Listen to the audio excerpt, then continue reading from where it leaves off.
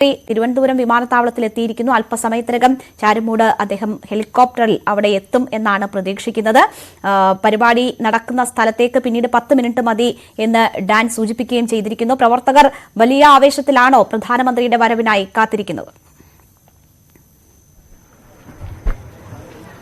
തീർച്ചയായിട്ടും വലിയ ആവേശത്തിലാണ് പ്രവർത്തകർ എത്തിയിട്ടുള്ളത്. ഞാനുള്ളത് കാട്ടാക്കട ക്രിസ്ത്യൻ കോളേജ്, അതായത് പ്രധാനമന്ത്രി പ്രസംഗിക്കുന്ന വേദിക്ക് ഏതാണ്ട് 100 മീറ്ററുകൾക്ക് ഇപ്പുറത്താണ്. വലിയ സുരക്ഷാ ക്രമീകരണം അവിടെ ഈ റൂട്ടിൽ മുഴുവൻ ഏർപ്പെടുത്തിയിട്ടുണ്ട്. 2 വശത്തും ബാരിക്കേഡ് വെച്ച് ആളുകളെ നിയന്ത്രിച്ചിട്ടുണ്ട്. വലിയ ആവേശത്തോടുകൂടി രാവിലെ മുതൽ വന്നു നിൽക്കുന്ന ആളുകളുടെ വീടുകൾക്ക് മുകളിൽ പോലും നിന്ന് മോദിയെ കാണാൻ, പ്രധാനമന്ത്രി ആദ്യമായി കാട്ടാക്കടയിലേക്ക് വരുമ്പോൾ അദ്ദേഹത്തെ കാണാൻ നിൽക്കുന്ന ആളുകളുണ്ട്. സ്ത്രീകളുണ്ട്, കുട്ടികളുണ്ട്, അതുപോലെ തന്നെ പ്രായമായ ആളുകളുണ്ട്. വലിയ രീതിയിലുള്ള ഒരു പ്രവർത്തകരുടെ പങ്കാളിത്തം, അത് ഈ കാട്ടാക്കട കോളേജിനുള്ളിൽ മാത്രമല്ല പുറത്തും വലിയ രീതിയിൽ ആൾക്കൂട്ടം തിങ്ങി നിറഞ്ഞു തന്നെ മോദിയെ കാണാൻ കാത്തു നിൽക്കുകയാണ്. അല്പസമയത്തിനകം അദ്ദേഹം ഇവിടേക്ക് 2:15 അദ്ദേഹത്തിന്റെ ഔദ്യോഗിക യൂട്യൂബ് പേജിലും മറ്റും സമയം, അദ്ദേഹത്തിന്റെ പൊതുപരിപാടിയുടെ സമയം ക്രമീകരിക്കും. പക്ഷേ അല്പം കൂടി വൈകുമെന്നാണ് ഇപ്പോൾ മനസ്സിലാക്കേണ്ടത്.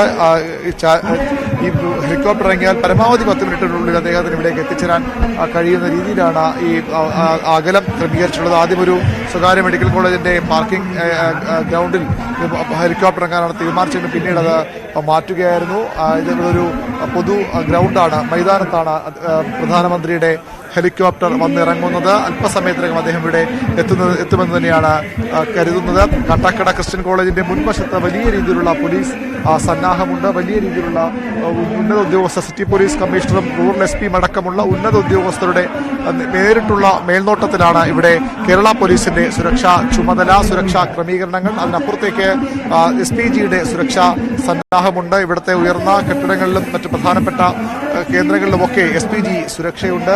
പൂർണ്ണമായും ഈ സുരക്ഷ SPGയുടെ നിയന്ത്രണത്തിലാണ്. അതിനു പുറമെയാണ് കേരള പോലീസിന്റെ സുരക്ഷാ സംവിധാനങ്ങളും. ഗതാഗതം മണിക്കൂറുകൾക്ക് മുമ്പ് ഇവിടെ പൂർണ്ണമായും തടഞ്ഞിരിക്കുന്നു. കാൽനട യാത്ര പോലും സാധ്യമാകാത്ത തരത്തിൽ പൂർണ്ണമായും റോഡ് അടച്ചുകൊണ്ടാണ് പ്രധാനമന്ത്രി നരേന്ദ്രമോദിക്ക് സുരക്ഷ ഒരുക്കുന്നത്. ബാരിക്കേഡിനപ്പുറം മാത്രം ആളുകൾക്ക് നിൽക്കാൻ കഴിയുന്ന തരത്തിലുള്ള ക്രമീകരണം. അപ്പോഴും മോദിയെ കാണാൻ വലിയ ആവേശത്തോടുകൂടി പ്രവർത്തകർ ഇവിടേക്ക് എത്തുന്നുണ്ട്. കുട്ടികളുണ്ട്, പ്രായമായ ആളുകളുണ്ട്.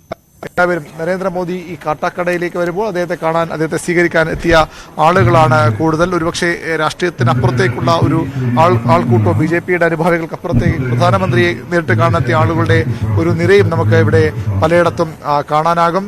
വലിയ രീതിയിലുള്ള ആവേശത്തോടുകൂടി പ്രവർത്തകർ ഇവിടെ എത്തി നിൽക്കുകയാണ്. ചേട്ടാ, എവിടുന്ന് വരുന്നതാണ്? പ്രധാനമന്ത്രി കാണാൻ വന്നതാണോ? അല്ല, ഞാൻ ആ പാർട്ടിയിലെ അനുഭാവിയാണ്. അതെ, നേരത്തെ കണ്ടിട്ടുണ്ടോ പ്രധാനമന്ത്രി? കണ്ടുണ്ട്. ഞാൻ കിഴക്കോട്ട് പോയി കണ്ടു. കാട്ടാക്കട ആദ്യമായിട്ട് വരാൻ തോന്നുന്നല്ലേ? കാട്ടാക്കട ആദ്യമായിട്ടാണ്. എവിടുന്ന് വരുന്നത്? മോദിയെ കാണാൻ വേണ്ടി. വലിയ ആവേശമാണല്ലേ മൊത്തത്തിൽ? മോദിയെ കാണാൻ വേണ്ടി എത്ര വെയിലത്ത് നിന്ന് കാണാനുള്ള ആവശ്യത്തോടെ നമ്മൾ ഒരു കുട്ടികളുമൊക്കെ ഉണ്ട് ഇവിടെ. മോദിയെ കാണാൻ വന്നതാണോ? മോദി അറിയാമോ? ആരാണ് നരേന്ദ്രമോദി? ആരാണ്? പ്രധാനമന്ത്രി അല്ലേ? കാണാൻ വന്നതാണ്. വീടെവിടെ? അല്ലേ?